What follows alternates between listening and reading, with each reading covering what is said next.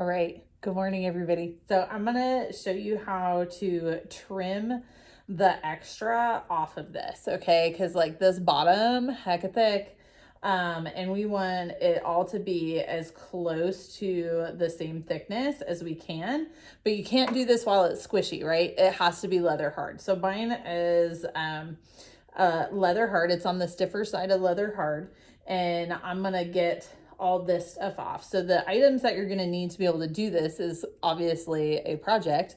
You don't need a bat for this one. I'm going to use these rings to help me center. You need a piece of squishy clay, and then you also need a ribbon tool. So now this one's different than the little rounded metal loop. This one is a little bit sharper, so I feel like it's a little bit easier when you're trying to trim. So trim just means to take the extra clay off of your project, right? And we're going to create a foot with this because it's a lot of times it's nicer to not have a big flat thing on the table, like just having a small foot is kind of a nice thing. So you're going to use the rings on this bat or on the wheel head to kind of center your project, okay? Now, once you have it on there, you make sure that your foot pedal is not floored, because if it is, then you're just gonna fling your project across the room. And I'm gonna turn it on. I'm gonna turn it on relatively slow, but I wanna make sure that it's nice and centered. So if you tap it just a little bit, and then stick your finger on here with either a fingernail, or you can use a needle tool, that works too. And what you want to try to find out is when you stop it, is this in the middle? Like, does this look like it's centered, right? And if it does, great. And if it's not, spend a little bit of time centering it. The next thing is you're going to just make some hideously ugly coils. I usually use 3. 3 is a good way to, is like a strong number. And I can also, mine's small enough right now. If mine was a little bit bigger, I might use 4 so I could push 2 and 2. But since this is small enough that I can push all 3 at the same time, I'm gonna. So I have these little ugly blobs of clay, and I'm just gonna use these to gently hold my project. So I'm really not squishing it on to the project as much as I'm just squishing this onto the wheel. So I just don't want this to be wobbly. So I just want it to stick to the wheel head while I do my trimming. Okay. So now that I have that, oh, make sure you're not floored again. I'm going to go ahead and turn it back on. Give it a second. Okay. I'm going to turn it back on. And I'm not going to go crazy fast. Like, I'm not going to go like, oh, I'm centering, right? I'm not going to go crazy fast. I'm going to go fairly slow. But notice I still have my elbows and my arms tucked in. And I am going to gently let this glide around and start cutting off little pieces. So little pieces are just kind of flying off. Now, if you have it at the perfect stage for trimming, you'll actually get like a really clean, cool, twirly ribbon of clay, and that's actually kind of fun to do. So when I start trimming this, I'm not trying to make this like crazy small, but I want to make sure that it's kind of goes with the flow of the pot. So I'm going to take a little bit off of right here.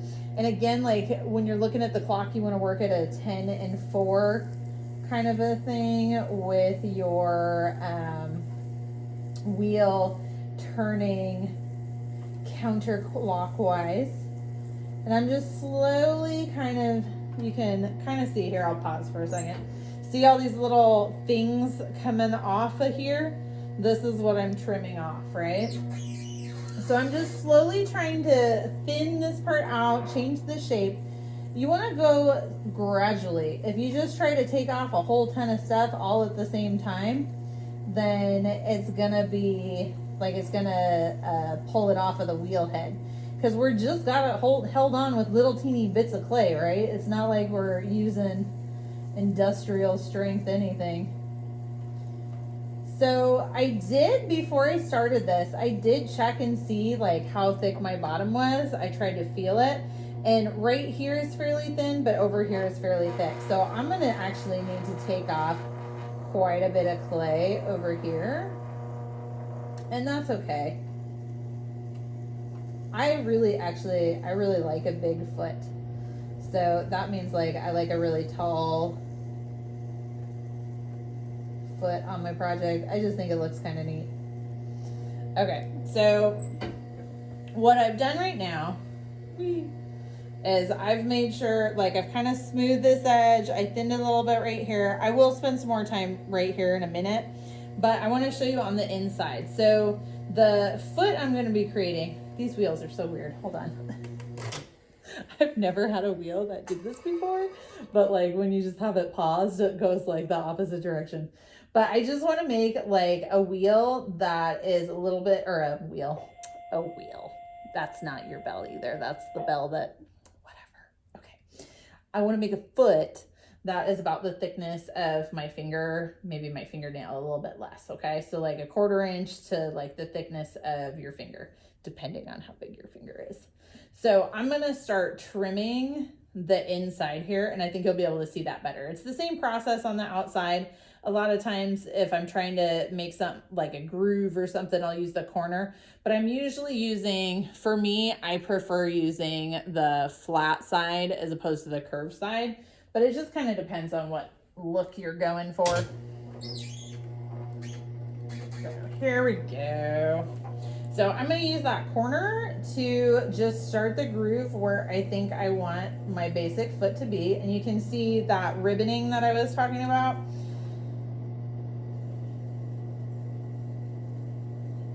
And I know my foot's really thick, but I know the bottom of my pot is not. So you can kind of see I've made this little groove right here.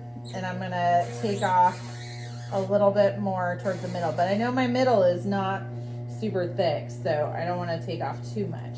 So now instead of my corner, I'm using the flat side a little bit more, just to kind of blend that corner into the center, because I know I don't want to cut off a bunch in the center.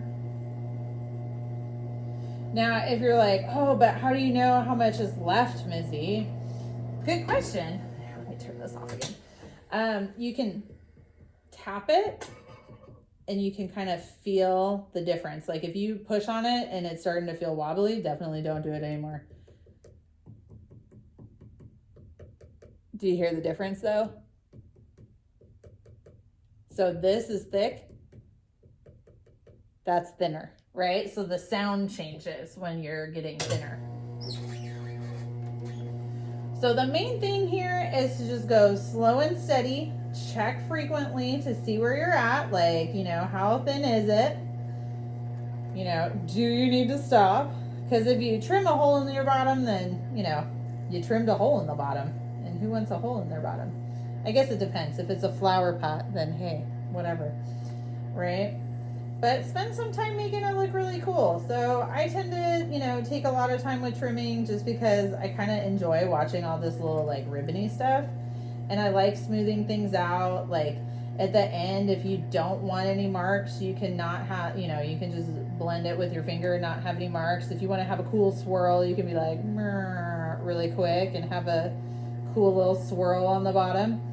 But basically you just want to spend a little bit of time making this look really nice. And like I said, I like really tall feet. I like really tall feet, and I like to make them slightly decorative.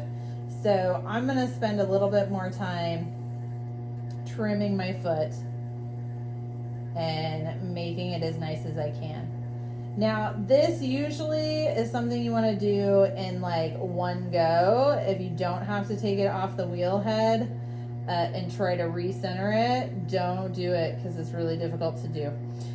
So try to do it all in one go if you can. But happy trimming, and we'll see you next time. Thanks, everybody.